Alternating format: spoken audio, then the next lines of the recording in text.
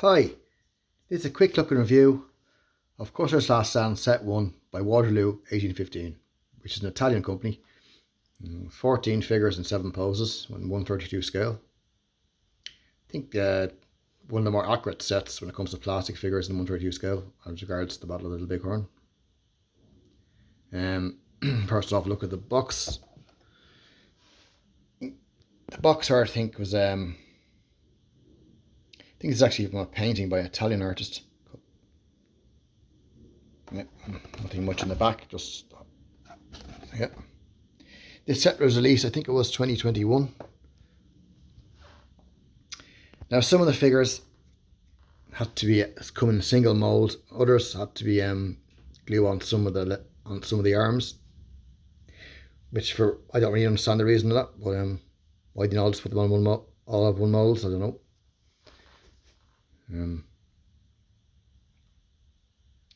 So yeah, very nice set of figures though. Not completely historically accurate, but definitely one of the more historically accurate sets.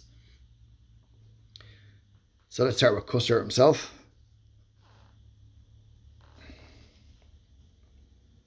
Stereotypical with his firing one of his pistols and his buckskins. Not a bad figure.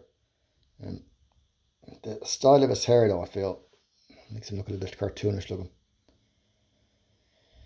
Face sculpt well, doesn't look really like Custer, but then I think the set was like 20, I got it from England, 20 pounds sterling. Nice figure, but not particularly historically accurate, but they're obviously going for the look in the box art. Custer, on the day of the battle, a very warm day, would likely have taken off his buckskin jacket. He didn't have a red neckerchief, had a red cravat.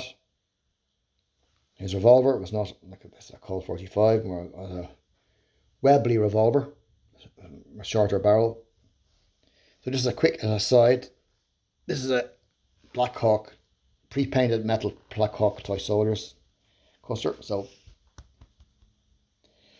the more accurate look there, as you can see. But I know it's not fair comparing the two, but I'm just saying, if I was doing a diorama or whatever, or setup, that's the figure I'd use, not this one. Just, yeah. So the duplicate figure, well, I thought there's no point in painting two Custer, so let's just say it's a 7th Cavalry officer.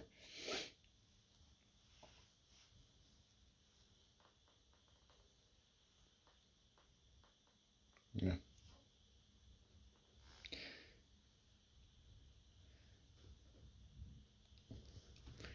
So, sorry, this guy here, standing and firing.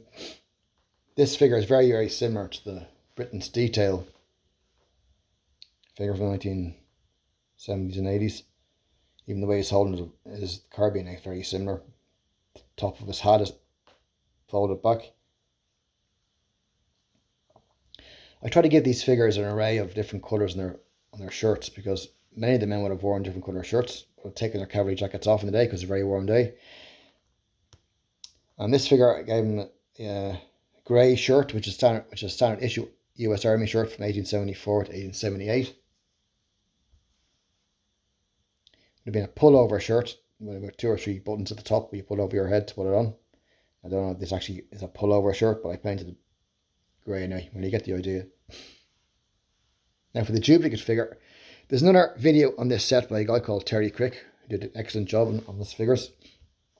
He painted one of his figures in a checkered shirt, or hickory shirt as they're also called, which, yes, many of the men could have been wearing these type of shirts as well. So I thought I'd give it a go myself. So that video inspired me to have a go at doing a checkered shirt.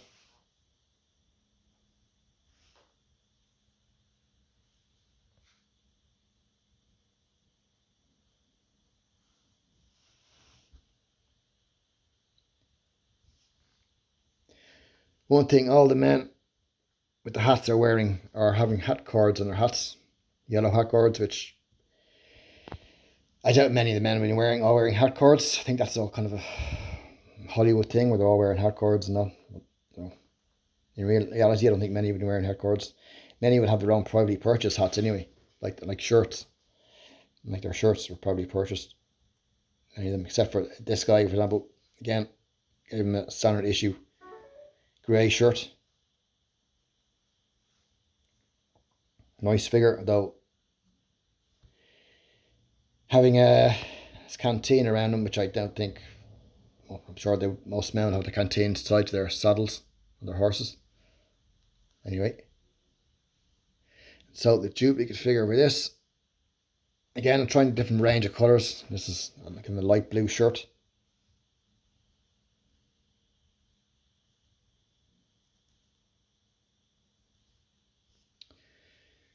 This guy here, Corporal, very Hollywood looking, so I went the whole hog and gave him a yellow neckerchief. The whole thing with the chevrons on the shirt sleeve, I think that's a Hollywood invention.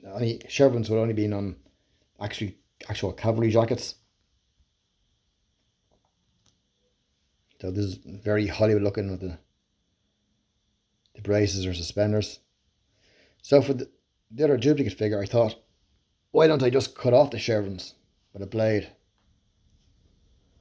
and make it look a bit more historically accurate? So I gave him a standard issue grey shirt.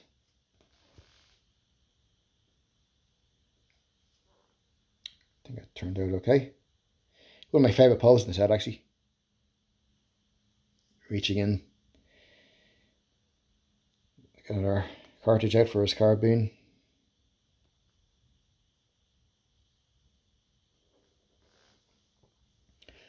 Another kind of maybe Hollywood looking figure, this guy.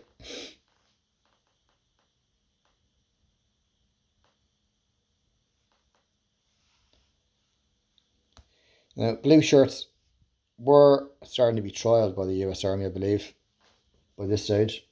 They will become the standard issue in the 1880s.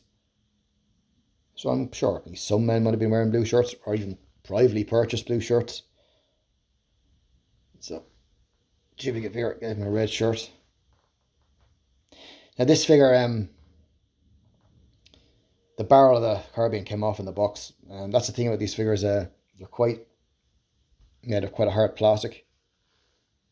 So there'd be no bendage at all on any of the weapons and stuff, so be careful. They're made of blue plastic. So this came off in the box, so shit, what's up, but anyway, I was able to glue it back on.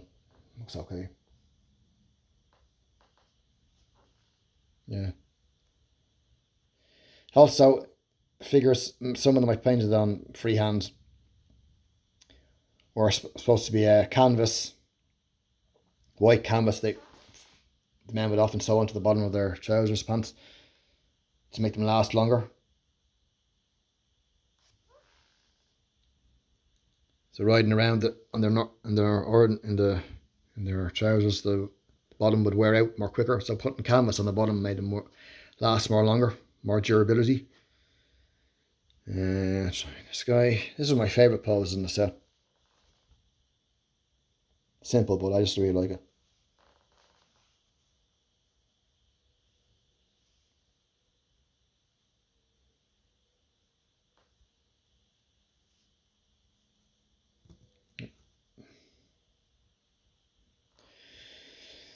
Okay, there we go. White shirt.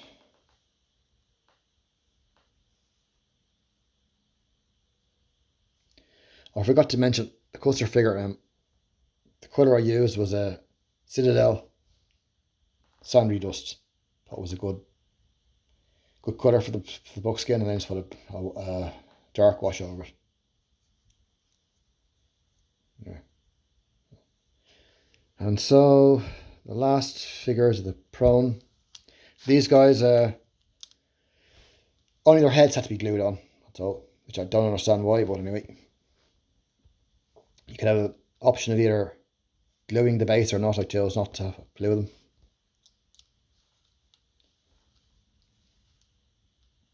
So here. Just an example is a cheap BMC dead horse I have, so something like that. or take them off the base, and like the Rowan wishes to do. Now, when it comes to the pants on the figures, the trousers, I've always tried to go for cavalry figures or Union American Civil War figures, kind of a kersey or sky blue colour. I don't think the darker blue shade of pants trousers came into the 1880s. So I was trying, I think this is more 1860s and 1870s, the kersey blue, sky blue. So to get this colour, I tried mixing Citadel Lantern blue with, this is just Humbrol at 65. So mixing the two together to get the right amounts. Trying to get that kind of the sky blue colour on the trousers. I think it worked out pretty okay.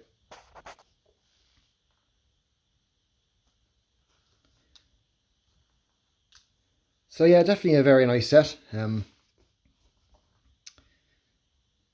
Definitely one of the more accurate sets when it comes to this subject. And when it comes to Custer, Custer last stand has always been my favourite historical event. Pretty much the event that got me interested in history in the first place. So, and history got me into this study or in this hobby in the first place. So, yeah. So cheers, thanks very much for watching. Have a nice day. Talk to you again. Thank you very much. Bye bye.